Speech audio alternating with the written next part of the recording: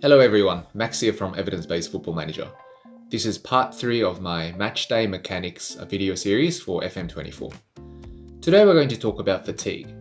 Fatigue is a parameter that's usually hidden away from view in a Football Manager, but it's actually a very important parameter that I reckon everyone should pay more attention to. I will divide this video into roughly 5 parts. First, I will go through some general features of the fatigue game mechanics. Secondly, I will show you the detrimental effects that high fatigue levels can have on your players in FM24. Third, I will show you the formulas that are used in the game to calculate the amount of fatigue gain per match. Fourth, I will go through some variables in the game that can modify the amount of fatigue gain. And lastly, I will talk about recovery and show you some of the variables that can modify the amount of fatigue recovery in FM24. Now, this video is going to be quite technical because I'll be mentioning lots of mathematical equations and formulas. I hate to make my videos sound so complicated, but I do feel the need to share my findings with the community. But if you'd rather skip all the maths and all the headaches, then feel free to skip right to the end of this video where I've prepared a quick summary of the entire video. Let's start by talking about how fatigue works in general in Football Manager. Fatigue is a parameter that ranges from -500 to 1000, with -500 signifying no fatigue and 1000 signifying the highest possible amounts of fatigue. Now, the game doesn't tell you the exact numerical value of fatigue of your players, but if there is a sports scientist working at your club, then it is possible to view a rough estimate of your players' fatigue. I have made a table here that matches the numerical value of fatigue with the feedbacks given by your sports scientist, so do feel free to pause the video and take a look at the table that I've made. Let's move to the second part of the video and talk about how high levels of fatigue can affect the performance of your players and also their injury risk. As always, I use my test cup save file to run a series of trials. I tried setting the level of fatigue of Team A players to various points between -500 to 600, and each time I changed the level of fatigue, I conducted 1000 trials of the test cup match so that I could compare the percentage win rates of Team A and Team B. I also recorded the number of injuries that occurred for Team A players during those test cup trials. I will display the details of my experiment on the screen right now, so feel free to pause the video and take a look at it. And let's take a look at the results together. I've prepared a line graph here that shows you the percentage of Team A wins, draws, and Team B wins as I changed Team A's fatigue levels to various points between -500 to 600. The reason I only tested up to 600 fatigue is because when you play Football Manager, fatigue will actually very rarely go past 600, so I didn't feel it necessary to test fatigue above 600. More on that later. Anyway, if you take a look at the percentage of wins for Team A and B, you can see that there's no significant change until fatigue reaches around 400. As fatigue goes past 400, however, the win rate of Team A does start to drop off.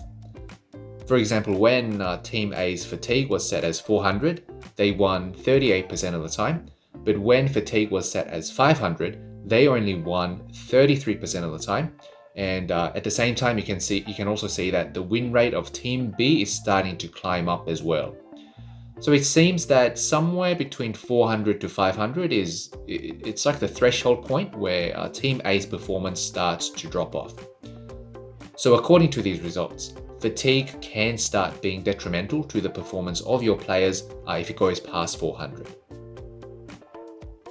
Next, let's take a look at this graph here, which shows you the number of injuries sustained by Team A players during the Test Cup match as I changed Team A's fatigue to various levels. I separated injuries into two different types. Light injuries are injuries that allow the player to continue playing and finish the match, whereas heavy injuries are those that require immediate substitutions. The number of both light and heavy injuries are more or less consistent when fatigue was set between -500 to 400, but as fatigue goes past 400, the number of injuries do start to creep up. For example, when fatigue was set as 400, players from Team A sustained 107 light injuries per 1000 trials, but when fatigue was set as 500, players from Team A sustained 130 light injuries per 1,000 trials, which I reckon is significantly higher than when fatigue was set as 400. So yeah, these results do show that injury risk does start to increase when a player's fatigue level exceeds 400. So it seems that somewhere between 400 to 500 is like the threshold point where fatigue starts having a detrimental effect on both the performance and the injury risk of your players.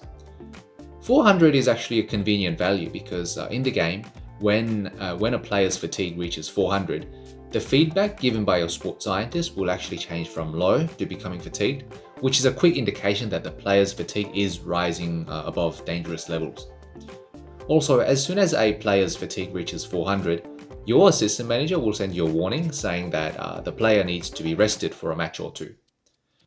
For example, if you take a look at my Leicester City save right here, I've just finished playing a match against Slavia Prague, and my assistant managers just sent me a message saying that I need to rest all of these players.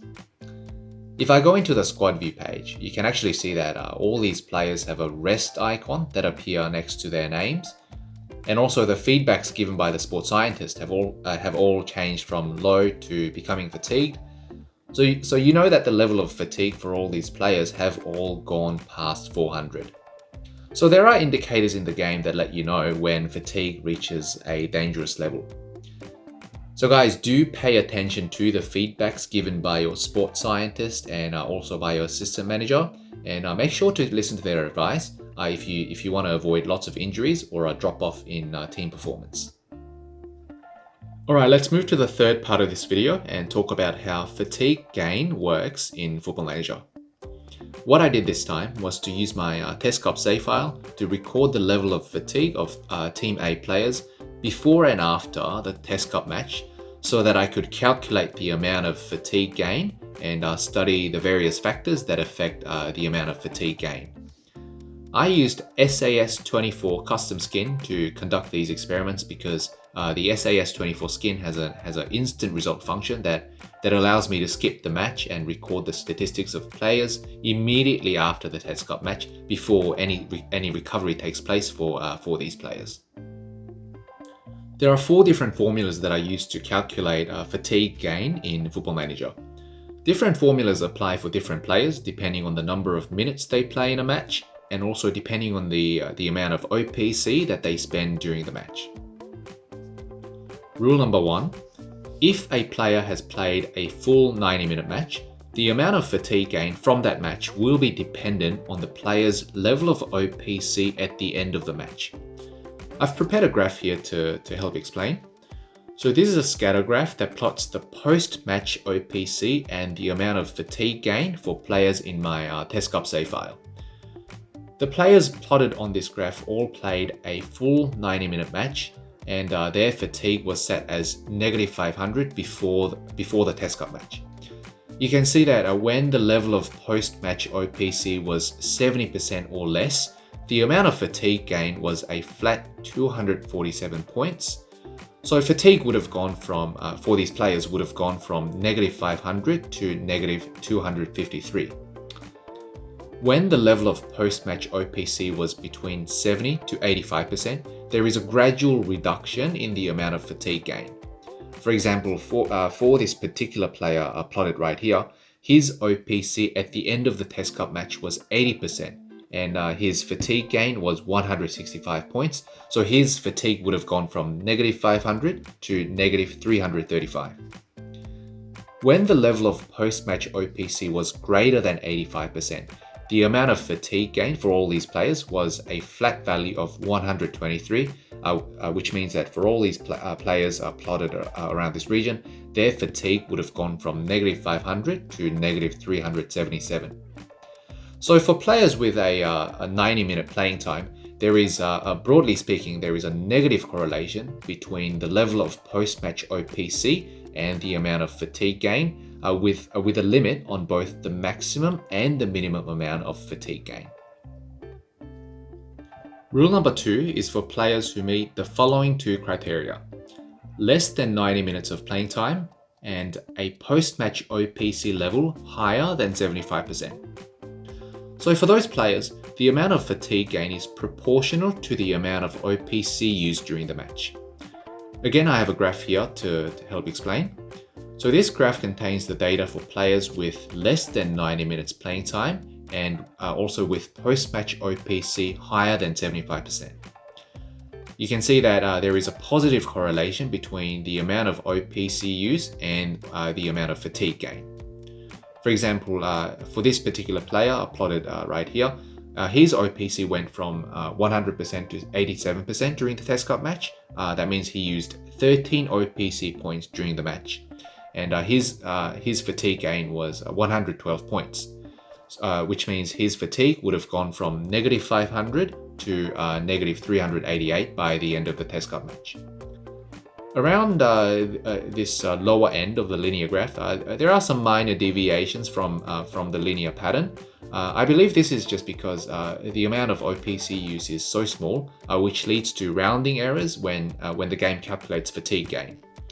But yeah, the overall pattern is a positive linear correlation between the amount of OPC use and the amount of fatigue gain.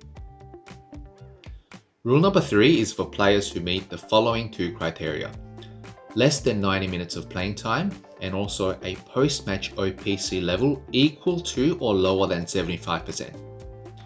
For those players, the amount of fatigue gain is proportional to the number of minutes played. Again, I have a graph here to demonstrate.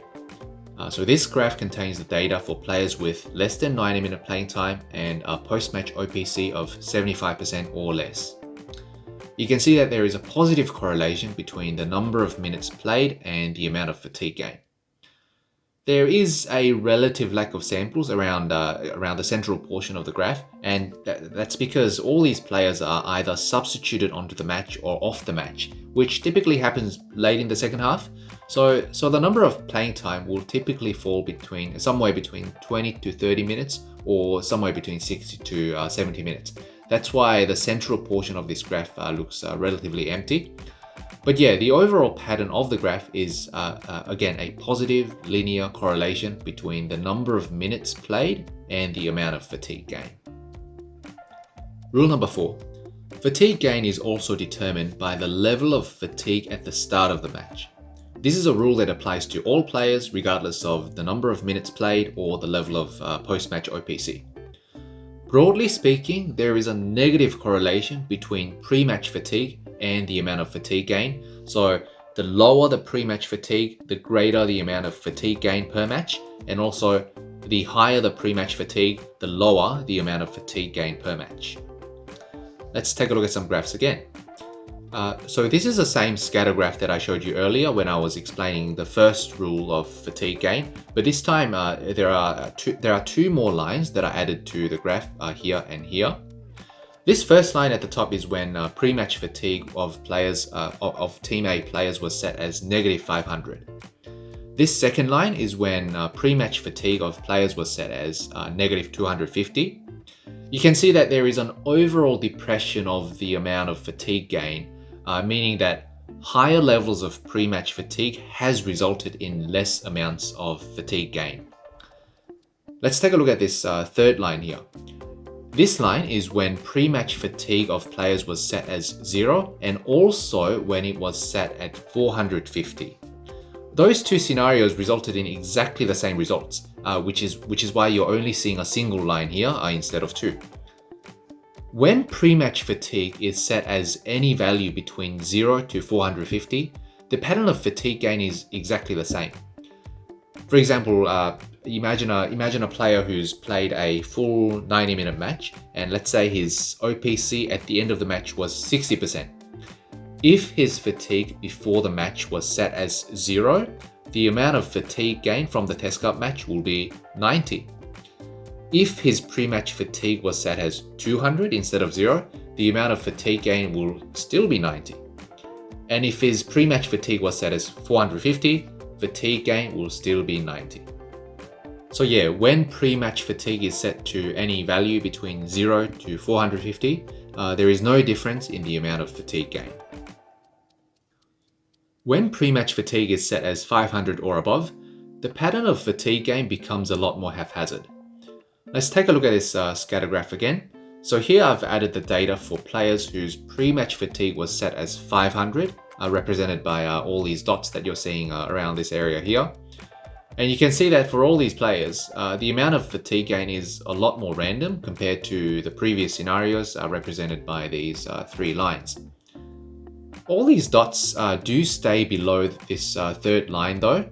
So the fourth rule of fatigue gain still holds true. As the level of pre-match fatigue gets higher and higher, the amount of fatigue gain, broadly speaking, does get lower and lower. The fourth rule of fatigue gain applies to players with less than 90-minute playing time as well. Let's take a look at these 2 graphs. So this is the graph for players with less than 90-minute playing time and with higher than 75% post-match OPC. And this is the graph for players with less than 90-minute playing time and with lower than 75% post-match OPC.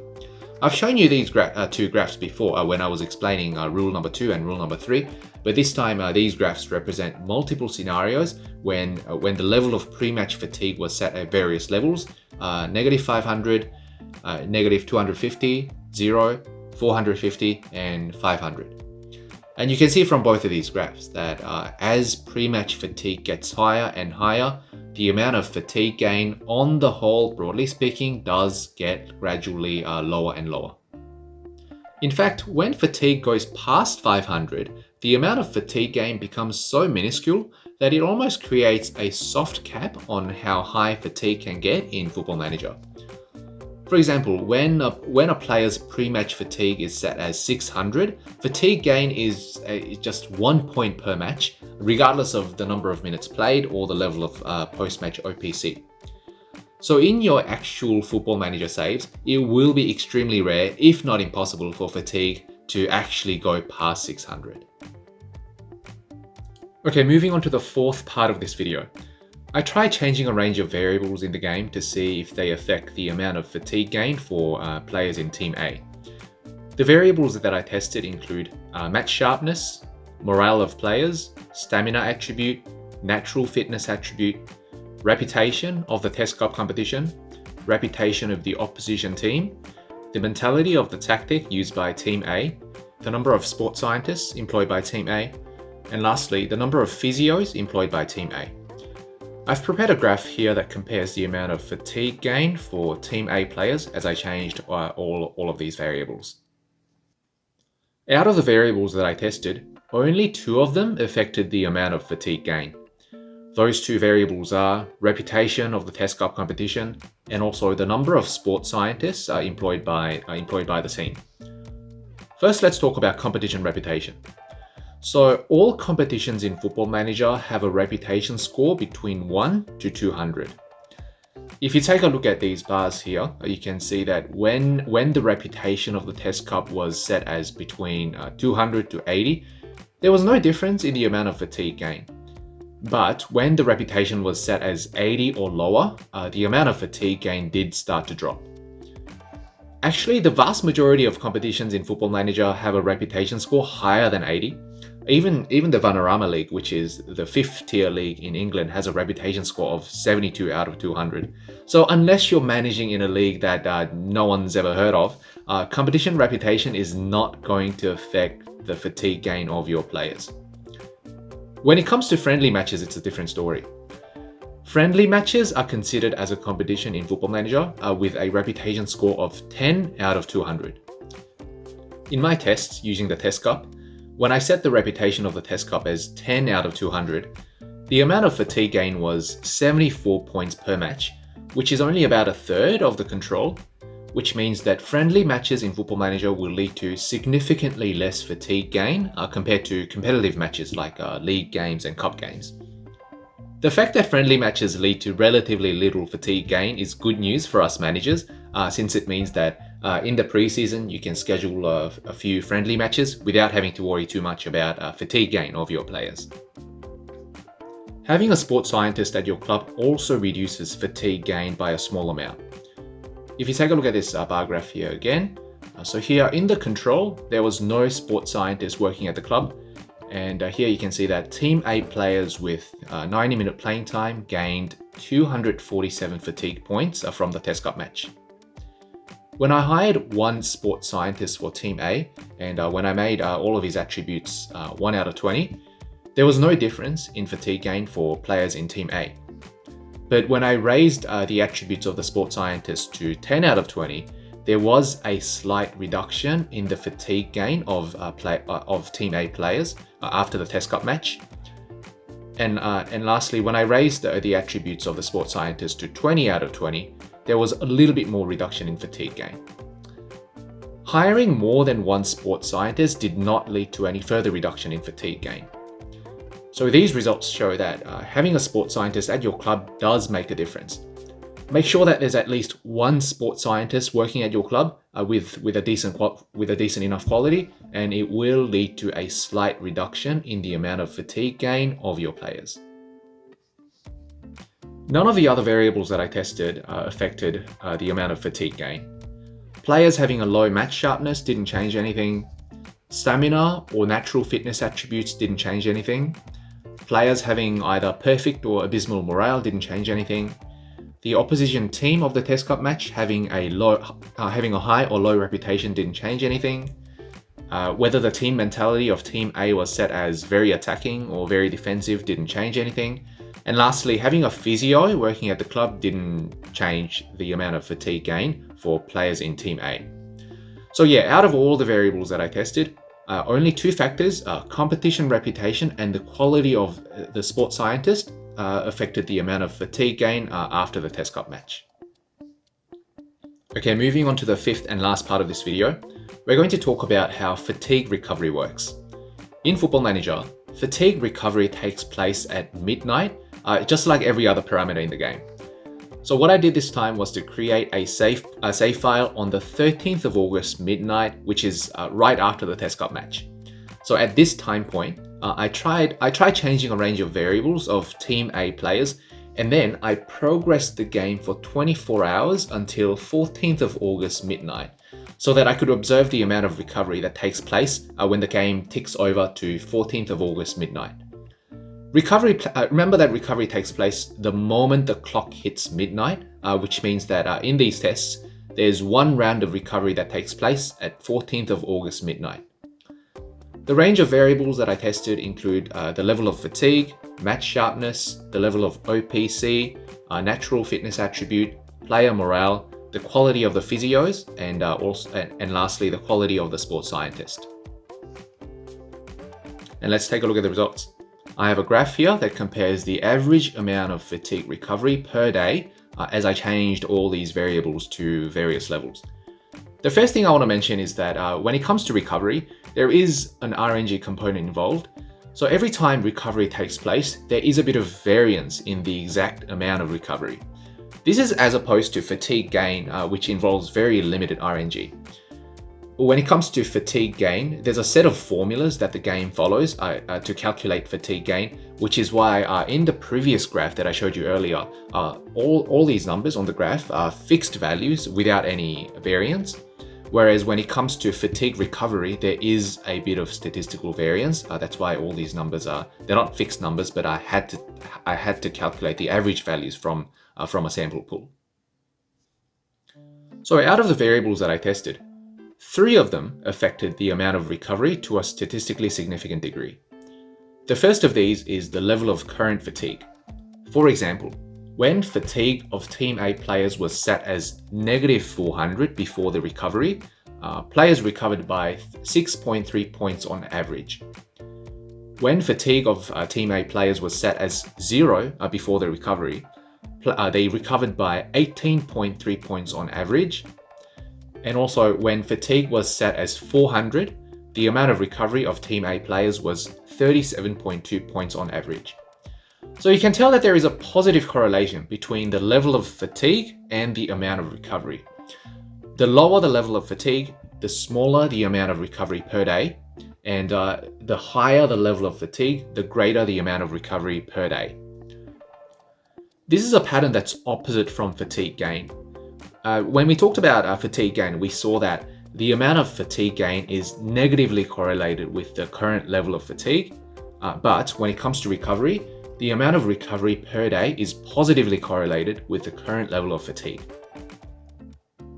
The second factor that affected fatigue recovery was the level of player OPC. You can see here that when the level of OPC of Team A players was set as 60% before the recovery, the amount of fatigue recovery per day was 30.7 points on average, which is lower than the control value. By the way, guys, in this graph, the control is when the pre-recovery fatigue was set as 400. So for all these bars, except for the first two, the level of fatigue before the recovery was set as 400. Anyway, you can see here that a low level of OPC will reduce the amount of fatigue recovered per day. You can really tell that OPC and fatigue are two parameters in Football Manager that are very closely linked with one another.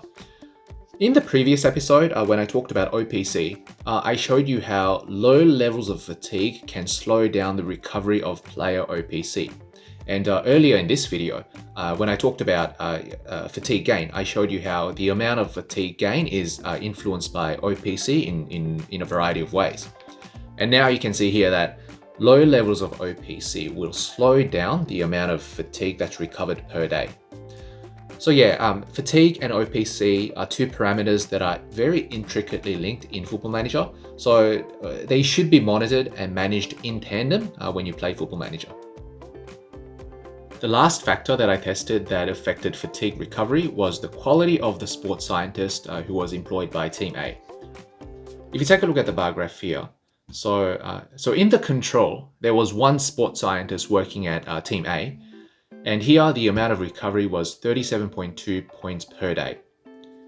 When I tried sacking the sports scientist, the amount of recovery for Team A players went down to 30.4 points per day, which means that just having one sports scientist working at your club is enough to create a difference in the recovery of your players. And the quality of the sports scientist also matters. When I set the attributes of the sports scientist to 20 out of 20, the amount of recovery was 42.4, which is higher than having a sports scientist with 1 out of 20 attributes or 10 out of 20 attributes. Having more than one sports scientist didn't lead to any additional benefits. So when it comes to hiring a sports scientist, one is enough, but make sure that that one sports scientist that you hire is the best one that you can find. And if you do that, the sports scientist will make your players recover slightly faster during non-match days. Other than the level of OPC and the quality of the sports scientist, no other variables change the amount of recovery to a statistically significant degree. Having a low match sharpness didn't matter, the natural fitness attribute didn't matter, the player morale didn't change anything, and also having physios at the club didn't change the amount of recovery. So yeah, when it comes to fatigue recovery, the current level of fatigue, the level of player OPC, and lastly, the quality of the sports scientist are three variables that can influence the amount of fatigue recovery for your players per day. Okay, people, it's time to do a summary of today's findings. 1. Fatigue is a parameter that ranges from -500 to 1000. You need a sports scientist at your club in order to view a rough estimate of your players' fatigue. Refer to the table on the screen to match the feedbacks given by your sports scientist with the exact numerical values of fatigue. 2. High levels of fatigue are detrimental to both player performance and injury risk. 400 fatigue is the safety threshold, so try not to let fatigue of your players go above 400. 3. There are 3 different ways of finding out when a player's fatigue goes past 400. Firstly, the feedback given by your sports scientist will change from low to becoming fatigued. Secondly, there will be a rest icon that appears next to the players' names. And lastly, your assistant manager will send you a warning that you should rest your player for the upcoming match. 4. The game uses 4 different rules to calculate a player's fatigue gain from playing a match. The most important of these is the 4th rule, which stipulates that the amount of fatigue gain is negatively correlated with the level of current fatigue. The lower the level of current fatigue, the higher the amount of fatigue gain per match. On the other hand, the higher the level of current fatigue, the lower the amount of fatigue gain per match. 5. The fact that fatigue gain slows down as fatigue gets higher and higher means that there is a soft cap that exists on how high fatigue can get in Football Manager. This soft cap will occur somewhere between 500 to 600 fatigue, which means that fatigue will very rarely go past 600 in your actual Football Manager saves. 6. Competition reputation affects fatigue gain. Competitions in Football Manager with a reputation score lower than 80 out of 200 will fatigue your players less compared to competitions with a reputation score higher than 80 out of 200. Friendly matches in Football Manager have a reputation score of 10 out of 200, and they will lead to significantly less fatigue gain compared to competitive matches like league games or cup games. So you can feel free to schedule a few friendly matches in the preseason without having to worry too much about fatigue of your players. 7. Fatigue recovery is positively correlated with the level of current fatigue. When current fatigue is low, players will recover by smaller amounts per day. When current fatigue is high, players will recover by greater amounts per day. 8. Low levels of player OPC will slow down the recovery of fatigue. 9. A sports scientist both reduces the amount of fatigue gain from a match and also increases the amount of fatigue recovery on non-match days.